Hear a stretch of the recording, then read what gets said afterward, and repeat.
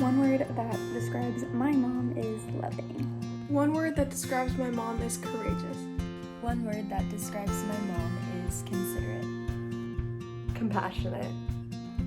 Wise. Giving. One word that would describe my mom is a fighter. My mom is strong. One word that describes my mom is giving. One word that describes my mom is selfless. One word that describes my mom is superwoman. One word to describe my mom is honest. One word to describe my mom is selfless. My mom is loving. One word to describe my mom is loving. Happy Mother's Day.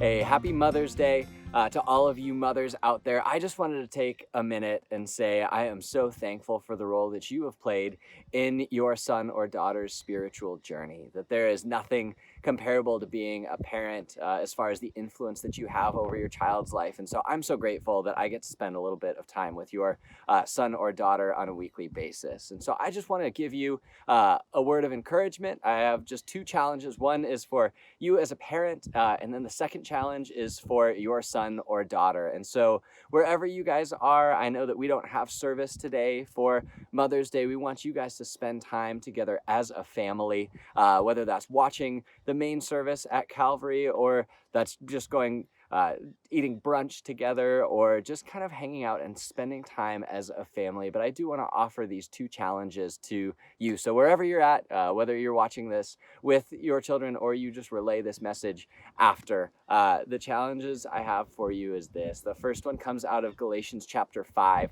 In Galatians chapter 5, verses 22 and 23, Paul talks about the fruit of the Spirit, and he says this. He says, "But the Holy Spirit produces this kind of fruit in our lives: love, joy, peace, patience, kindness, goodness, faithfulness, gentleness, and self-control. There is no law against such things." And I just look at that list that Paul runs through there of everything that's the fruit of the Spirit. And that's an opportunity that you have, not just to live out that kind of life where you show the fruit of the Spirit, but also to set that example for your son or daughter. That there's almost nobody who spends more time with them than you. And I'm not a parent, and so I don't know exactly the ins or outs, but I am a son, and my mom is incredible. And the way that she just exemplified these traits in my life have led me to the way that I see these things today. She was the perfect example of patience in times when she could have been not very patient with me.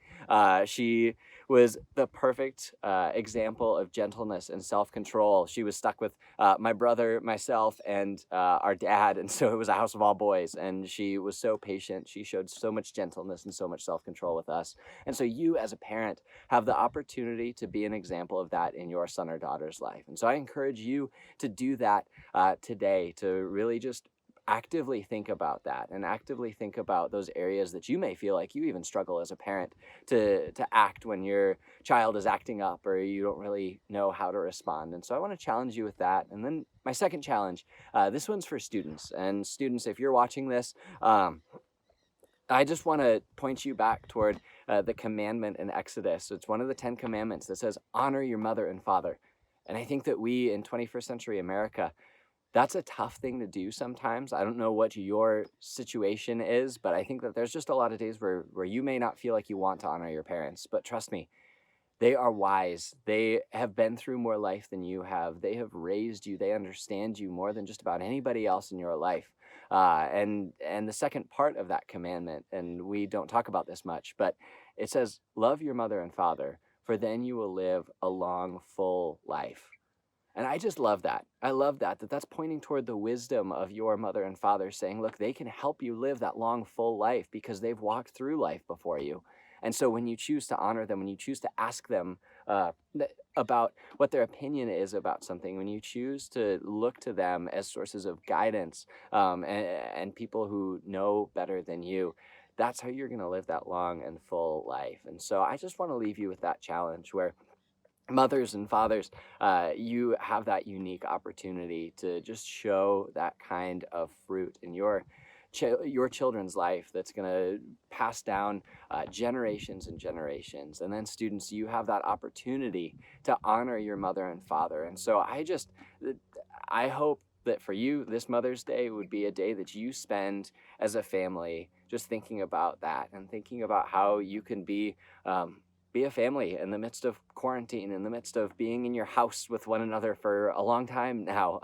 Just that this would be a day where you could celebrate the opportunity that you have to be together, to celebrate the joy that comes with having a family, to celebrate the opportunity to just worship Jesus together and spend time with each other. So I hope you're having a great Mother's Day so far. I hope that wherever you are watching this message, that you just feel love from your family at Calvary, and I hope that you have a great rest of your day.